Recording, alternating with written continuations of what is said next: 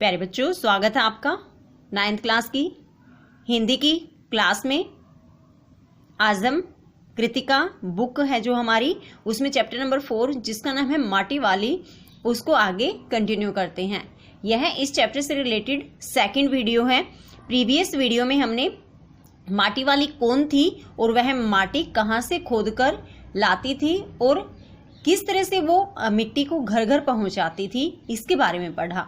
साथ ही हमने पढ़ा कि जो वह मिट्टी पहुंचाती थी घर घर, उसके क्या क्या फायदे थे और अगर मिट्टी घरों में न पहुंचाई जाए तो इससे लोगों को किन किन समस्याओं का सामना करना पड़ सकता था, इस बारे में हमने पढ़ा। तो चलिए बच्चों, आगे चैप्टर को कंटिन्यू करते हैं। माटी वाली के पास अपने अच्छे या बुरे भाग्य के बारे में ज्यादा सोचने का वक्त नहीं था, क्योंकि उसके पास इतना टाइम ही नहीं था कि वह ये मेरे साथ अच्छा है मेरे साथ बुरा है इस बारे में सोच पाती। घर की मालकिन के अंदर जाते ही माटी वाली ने इधर उधर तेज नजरें दौड़ाई। जैसे वो घर की मालकिन माटी वाले को 2 रोटियां देकर गई ना, तो इसके बाद जो माटी वाली थी उन्होंने इधर उधर अपनी नजरें दौड़ाई। हाँ, इस वक्त वह अकेली थी और उसने देखा कि उसके आसपास कोई भी नहीं था, उसे कोई नहीं देख पा रहा था। उसने फौरन अपने सिर पर धरे ढिल्ले के कपड़े के मोड़ों को हड़बड़ी में एक झटके में खोला। तो प्रीवियस वीडियो में हमने पढ़ा था ना कि रद्दी कपड़े से उसने गोल ढिल्ला बनाया हुआ था जिसको वह सिर पर रखते और उसके ऊपर कनस्तर रखती थी। तो उसने उसी कपड़े को पूरी तरह से सीधा किया, फिर इखरा यानी कि पूरा खोल लिया उन्होंने उस कपड़े को। खुल जाने के बाद वह एक पुरानी चादर के एक फटे हुए कपड़े के रूप में प्रकट हुआ और जब उसने उस कपड़े को पूरा खोल लिया तो वह कपड़ा उस वक्त कैसा दिख रहा था, एक पुरानी चादर के फटे हुए कपड़े के रूप में। यानी कि जो गोल टिल्ला बना हुआ था ना, वह एक पुरानी चादर का जो कि फटी हुई थी उससे बना हुआ था। मालकिन के बाहर आंगन में निकलने से पहले उसने चुपके से अपने हाथ में थामी 2 रोटियों में से एक रोटी को मोड़ा और उसे कपड़े पर लपेटकर गांठ बांध दी। तो उसने जो घर की मालकिन 2 रोटियां देकर गई थी, उसने एक रोटी को मोड़ लिया और उसको उस कपड़े में लपेट लिया जो कि ढिल्ले के रूप में उसके पास थी। साथ ही अपना मुंह यूं ही चलाकर खाने का दिखावा करने लगी। दिखावा क्या करने लगी कि जैसे उसने उस एक रोटी को खा लिया है।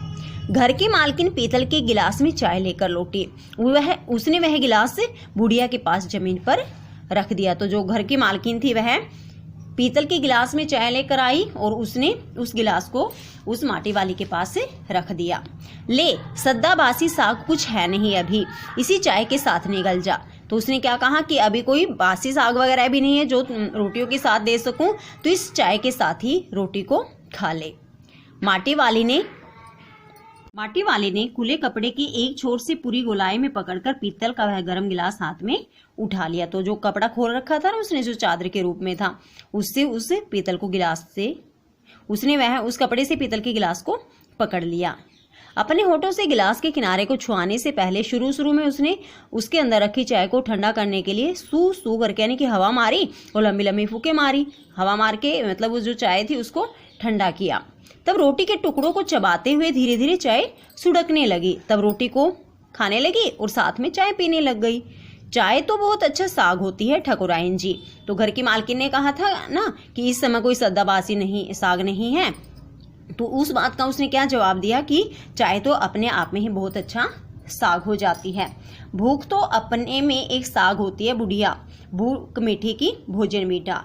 तो उसकी बात का जवाब ठकुराइन कैसे देती है कि भूख ही अपने आप में एक साग होती है, यानी अगर भूख लगी होती है ना तो हम रूखी रोटी भी खा लेते हैं। तो इसलिए उसने कहा कि भूख मीठी की भोजन मीठा। तुमने अभी तक पीतल के गिलास संभाल कर रखे हैं, पूरे बाजार में और किसी घर में अब नहीं मिलते ये गिलास। तो पीतल के गिलास में चाय मिली थी ना माटी वाली को, तो इसलिए उसने कहा कि आपने अब तक पीतल के गिलास संभाल कर रखे हैं, अब तो पूरे बाजार में किसी भी घर में इस तरह के गिलास नहीं मिलते। इनके खरीदार कई बार हमारे घर के चक्कर काट कर लौट गए। तो मालकिन क्या कहती हैं, हाँ हमारे पास पीतल के गिलास है और पीतल के गिलासों को खरीदने के लिए कई बार जो खरीदार है हमारे घर आए, वापस से लौट गए। पुरखों की गाढ़ी कमाई से हासिल की गई चीज़ों को हराम के भाव बेचने को मेरा दिल गवाही नहीं देता। तो मालकिन क्या कहती कि हमारे जो पूर्वजों ने बड़ी ही मेहनत करके हो सकता है इन गिलासों को खरीदा हो, और आज के जो खरीदार है वो बहुत कम पैसे में इनको लेना चाहते हैं, इसलिए ये काम करने को मेरा दिल गवाही नहीं देता। हमें क्या मालूम कैसी तंगी के दिनों में अपनी जीभ पर कोई स्वादिष्ट या चटपटी चीज रखने की बजाय मन मसोस कर 2-2 पैसे जमा किए होंगे। तो उन्होंने कहा कि हमको क्या मालूम कि कितनी तंगी के दिनों में किसी चीज का स्वाद छोड़कर हो सकता अपने मन को मारकर या 2-2 पैसे जमा करके उन्होंने ये खरीदे होंगे। उन्होंने तमाम चीजें जिनकी हमारे लोगों की नजरों में अब कोई कीमत नहीं रह गई है, इन चीजों को खरीदा होगा। बाजार में जाकर पीतल का भाव पूछो जरा, दाम सुनकर दिमाग चकराने लगता है, क्योंकि आज भी बाजार में जो पीतल का रेट है ना वो बहुत ज्यादा है।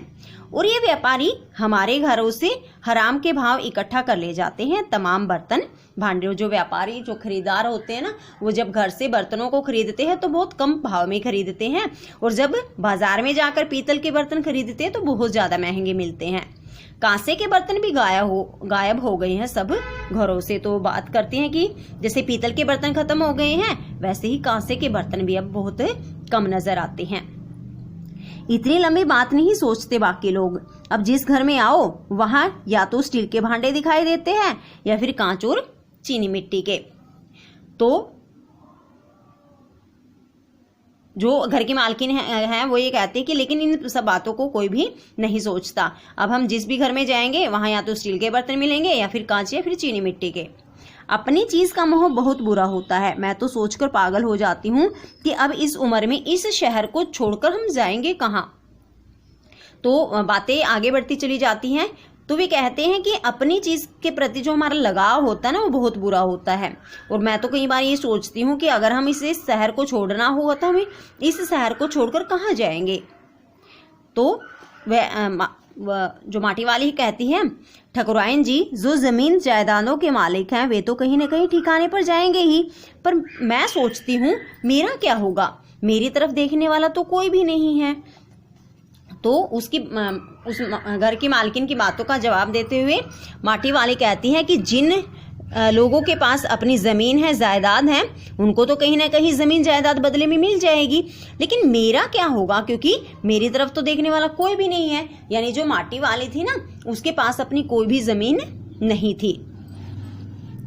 चाय खत्म कर माटी वाली ने एक हाथ में अपना कपड़ा उठाया, दूसरे में खाली कंटर और खोली से बाहर निकलकर सामने के घर में चली गई। तो चाय पीने के बाद माटी वाली ने एक हाथ में अपना कपड़ा उठाया, यानी कि जिस से उसने गोल डिल्ला बनाया हुआ था, दूसरे हाथ में खाली कंटर, क्योंकि खोली में उसने क्या किया था, मिट्टी को खाली कर दिया था और उससे बाहर निकलकर सामने के घर में चली गई जहां से उसको एक लड़की बुलाने के लिए आई थी। उस घर में भी कल हर हालत में मिट्टी ले आने के आदेश के साथ उसे 2 रोटियां मिल गई। तो वह जिस घर में गई वहां उसको आदेश क्या मिला कि कल हर हालत में मिट्टी ले आना, और यह आदेश मिला और इसके साथ ही क्या मिला, उसको 2 रोटियां मिल गई। उन्हें भी उसने अपने कपड़े के दूसरे छोर में बांध लिया। एक छोर में उसने 1 रोटी बांध ली थी क्योंकि एक तो उसने चाय के साथ खा ली थी, और उस घर में जो 2 रोटियां मिली थी उन्होंने उन 2 रोटियों को भी उस कपड़े के किनारे पर बांध लिया। लोग जाने तो जाने कि वह ये रोटी अपने बुढ़े के लिए ले जा रही है। तो लेखक कहते हैं पता नहीं लोगों को ये पता भी है या नहीं कि ये जो रोटियां लेकर जाती है ये कहाँ लेकर जाती है, अपने बुढ़े के लिए, अपने पति के लिए।